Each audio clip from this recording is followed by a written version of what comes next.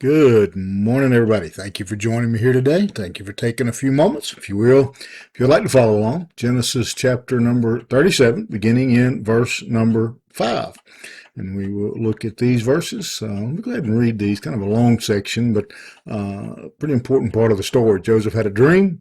When he told it to his brother, they hated him even more. He said to them, "Hear this dream that I have dreamed. Behold, we were binding sheaves in the field, and behold, my sheaf arose and stood upright. And behold, your sheaves gathered around it and bowed down to my sheaf." His brothers said to him, "Are you indeed to reign over us? Or are you indeed to rule over us?" So they hated him even more for his dreams and for his words. Then he dreamed another dream and told it to his brothers and said, "Behold, I have dreamed another dream. Behold, the sun, the moon, the 11 stars were bowing down to me." But when he told it to his father and to his brothers, his father rebuked him and said to his son, "What is this dream that you have dreamed? Shall I and your mother and your brothers indeed bow ourselves to the ground before you?" And his brothers were jealous of him, but his father kept the saying in mind. All right, let's dig in here and find a few little tidbits of wisdom in this story. What's happening here is pretty clear. Joseph is dreaming some dreams. What Joseph isn't doing is having the good sense to keep his mouth shut.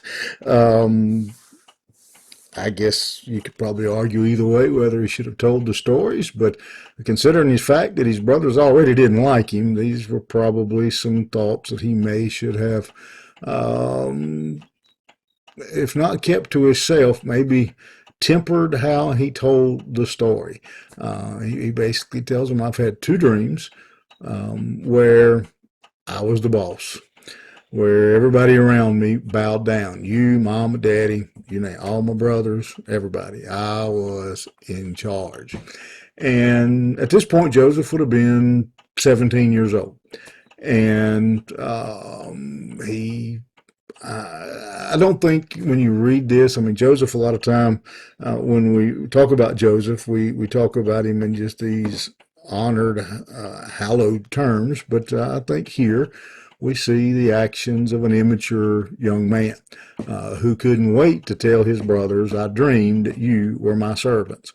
I dreamed that you were bowing down to me." And even his father, it says, gets a little perturbed by his dreams. And again, his brothers already don't like him, and this just makes it worse. And what we don't know, if you haven't read it later in the story, and I'm going to assume you have. If not, I'm about to let the cat out of the bag. These dreams are prophetic. This does come to be. Joseph will end up being in charge. They will end up bowing down to him. They will end up as his servants. Their life will literally end up being in Joseph's hands. Jacob says, "What is this dream? Shall I and your mother and brothers indeed come to bow ourselves to the ground before you?" Yeah. Yes, you will. You may not know it now, but God's got a plan for Joseph. And he's working something out. Let me stop there for a moment and throw in a few thoughts.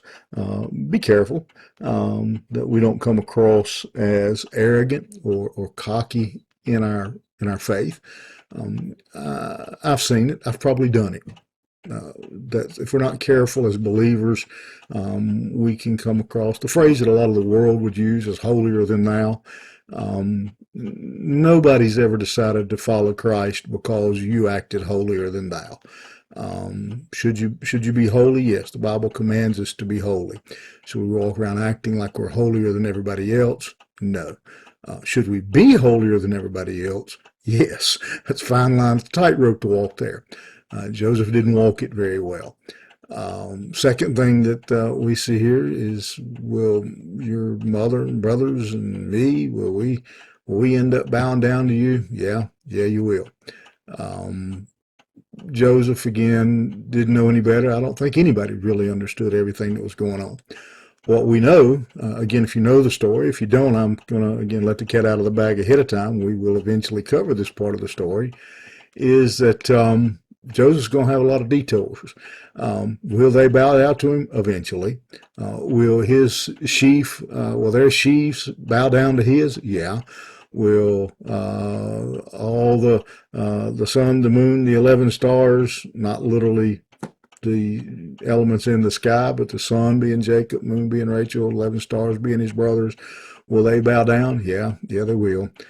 But there's going to be a long, hard road getting Joseph ready for that day.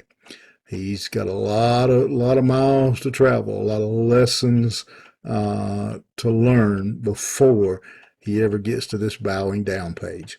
Keep that in mind when detours and problems and troubles and things you didn't expect come into your life.